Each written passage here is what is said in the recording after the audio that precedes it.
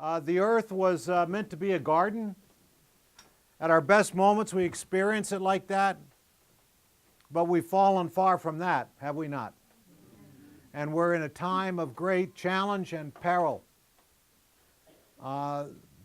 This room was brought together by visionaries like Liz and many others that went before her, and many of you in the room.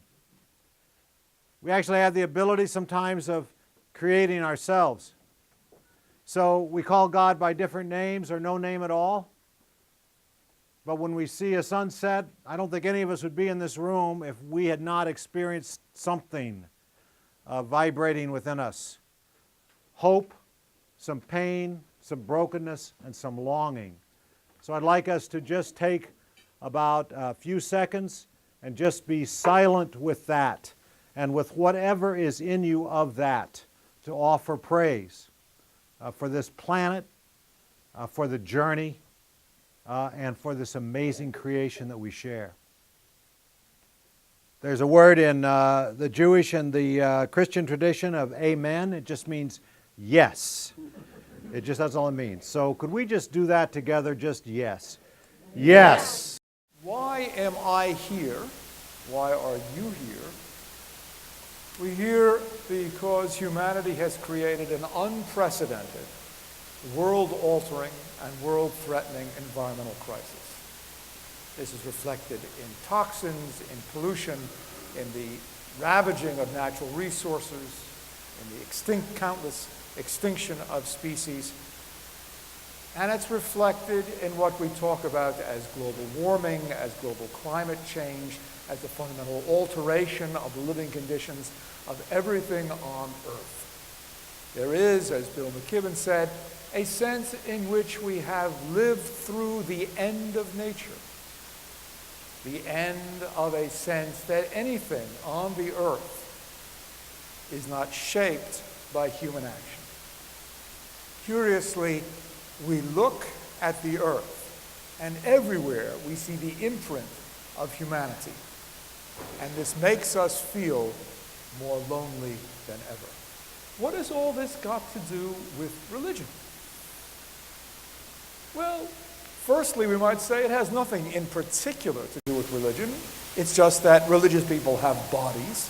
They live on the earth. They don't want to be subject to extreme droughts, to the famines that will arise from this, from the wars over water that surely will come in the next 30 or 40 or 50 years if they don't come sooner. On one level, in one sense, religious people are no different from anybody else. They're simply human beings with bodies who don't want to live on a devastated earth. But there are some more particular ways in which the environmental crisis has a special meaning, a special resonance, a special call to religious people. If we ask ourselves, what is the earth? And we go to the stock market will tell you that the earth is a collection of raw materials to be exploited by corporations which operate to make a profit. If you go to Walmart or Target, then the earth is a place out of which we make commodities to put on the shelves. If you go to a religious person, then they will tell you a different story. They will tell you that the earth was a gift from God. Which means that to the extent that religious people cooperate and accept and support the current environmental regime, we are violating an essential tenet of our faith.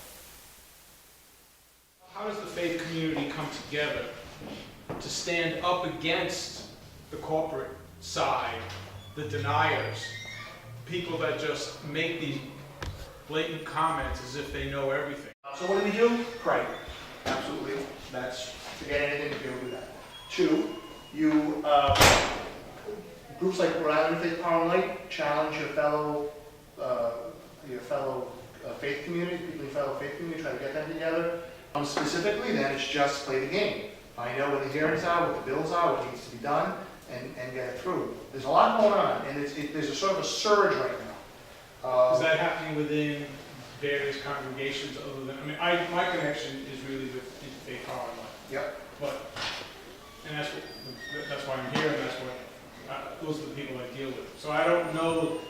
the wide variety of all Let's congregations. just say there's a conversation going on in the congregations, and that's a conversation that a lot of people are struggling with, people who know versus the people they love that they're in fellowship with. And you don't know that it happens until you pick it. You've spent all this time getting up the mountain, picking it, harvesting it, and then when you go to depulp, there is no seed or it's so damaged it's just not usable.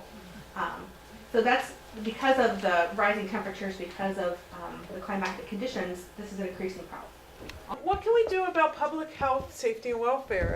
As Rebecca was talking about asthma, the Department of Health is very, very concerned about asthma.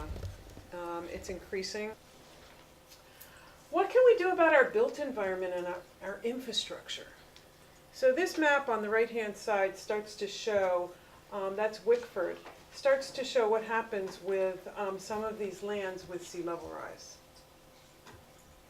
And so here, this yellow starts to look at a 5-foot sea level rise, which could be the projection for 2100. That might be your grandchildren's house. We might not need to worry about it now, but when we're building our roads last a long time. The amount of money that we're putting in our bonds, we're spending for the roads. So if you start to look at some of these roads, and you say, wow, maybe we shouldn't be repairing those roads. Maybe we need to be relocating them. How about bridges? You know, this Keynote River Bridge, how long did it take to get money for that? Is that built well enough to withstand a 5-foot sea level rise? It's going to be here likely by 2100. So things to think about. Our houses. Are our houses high enough and our office buildings high enough for a storm surge? Today they're getting flooded with a 1-foot rise in sea level, 2 or 3 foot. So there's a proposal by the Rhode Island Coastal Resources Management Council to incorporate a higher freeboard, or the amount of distance between the highest wave and the bottom floor.